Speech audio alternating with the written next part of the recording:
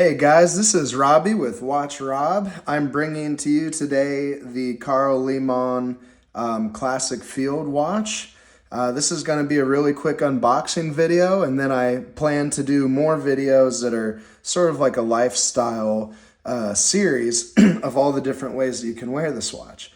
So real quickly, wristwatch check. I'm wearing my Tudor Black Bay 58. I've had this watch now since 2018, so about 7 years, and it is my daily watch, which you can see is kind of beat up, but I really love it.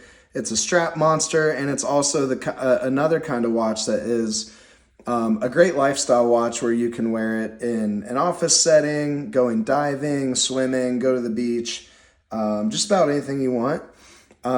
Similar to this watch. So I want to crack this open and kind of show you guys what the presentation looks like when you buy these. So it has a nice outer box at first, and you can kind of see in there, there is the watch itself and then a warranty card as well, which is kind of neat. Reminds me of the little wallet-sized warranty cards that Rolex used to give out in their older watches, and then the box itself with the watches right here. So moving the box out of the way, let's crack this open. And there's the watch right there. Beautiful. I'm going to take this out, and we'll take the plastic off and everything else and get it to where we can try it on. So first thing, peel this plastic off. Oh my God, and look at that beautiful dial. It's seriously gorgeous. I fell in love with this blue, kind of like a sunray finish when I first saw it on Instagram photos and the website. There's two variants of this, tons of different colors, black, dark blue, light blue, green. I've seen some brown straps, I think, as well. But the two main variants is you have this more of a dress watch style with the printed Breguet numerals, and then it has lume hour plots all around the dial as well.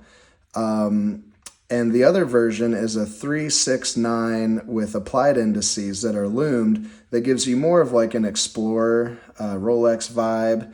But the great thing about this watch, I think, that made me fall in love with it is the fact that it really does a little bit of everything all in one watch. And it does it in a way that I've not really seen before. So you can kind of look at the thickness. It's around 9.5 millimeters, and it is using the 9015 Miyota movement. But it's just, what's really cool about this is you get like that classic field watch vibe that they named it after, where it does have kind of the case dimensions, 38 millimeters, big screw down crown, which I love for the 100 meters of water resistance and the functionality of it. So you get some of the function of a field watch. And then my favorite part that's really cheeky is this silicone rubber strap. It's not FKM, so you'll see some lint clinging to it, but I like these real silicone straps because they're a little more sturdy feeling on the wrist, and it's just a very classic way to do it. But you can see the ridges in here, and it really pulls out, for me, some Patek Aquanaut vibes. And it's also very thin and has the beautiful numerals, so it gives me almost like a Patek dress watch vibe mixed with Patek Aquanaut strap. But then it's a rugged field watch as well. So it really lives in this weird universe where you can do all these different things. Karl Leimon is actually a Japanese brand, and this watch itself shipped from Tokyo.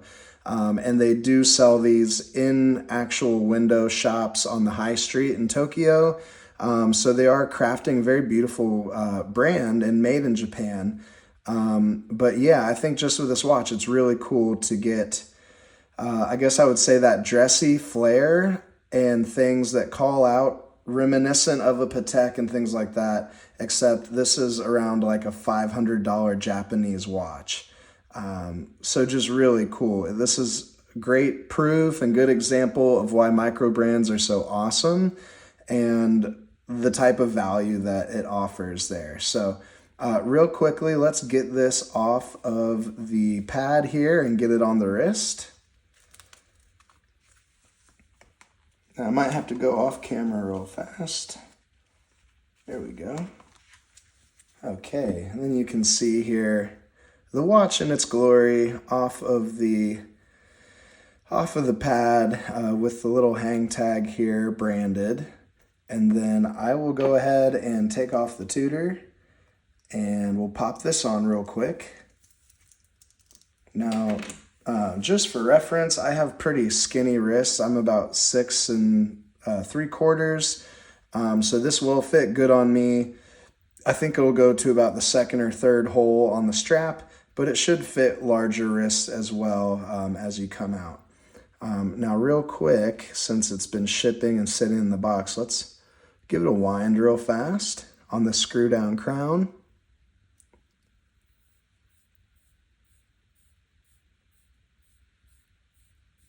I'm not sure if you can hear the winding from the video, but I'm going to try to keep it close for the microphone.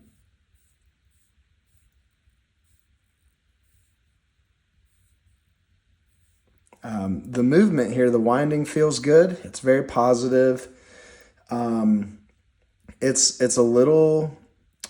not loose. It's definitely not loose, and there's no jiggle or movement to it. So it's seated very well in that movement holder in the case and everything like that. But it's definitely not too thick or too difficult of a wind compared to some like thicker, bigger movements and watches.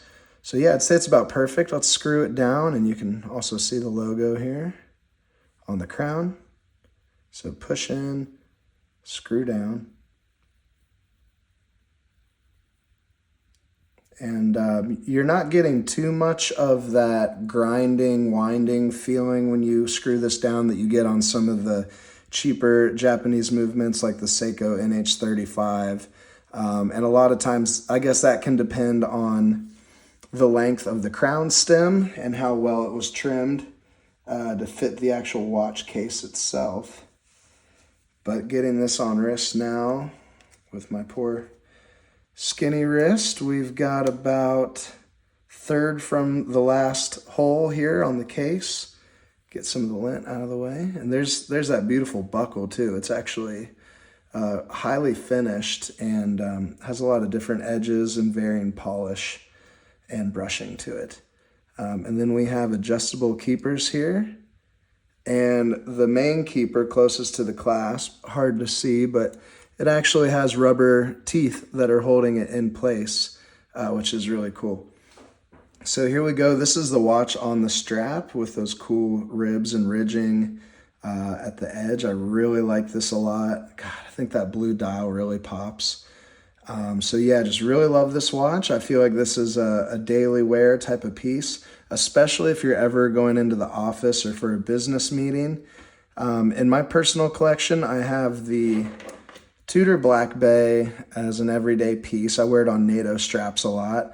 And then I also have a Rolex Datejust 36 millimeter from 1986. And this being a 38 millimeter case, it's going to be just a little bit bigger than the Datejust, but just about 1 millimeter smaller than the Tudor. So here's this next to the Black Bay 58.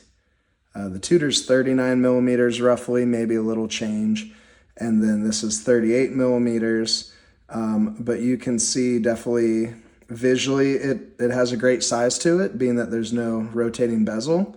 And then one thing I wanted to show you, similar to how the Tudor has these curved down lugs to make it really hug the wrist better, this watch also has that.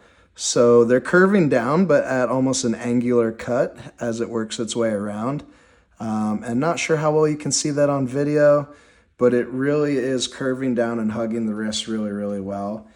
Now, final remarks, I will do some lifestyle videos with this with a dress shirt on and different cuffs and things like that. But, you know, final remarks on this, I love the finishing. I love the high polish on the top, on the edges of the bezel, and then the brushed face of the bezel at the very top. Love the screw down crown and the extra water resistance. And yeah, I'm looking forward to wearing this not only as is, but you know, down the road, pop it on a NATO strap, a little nylon.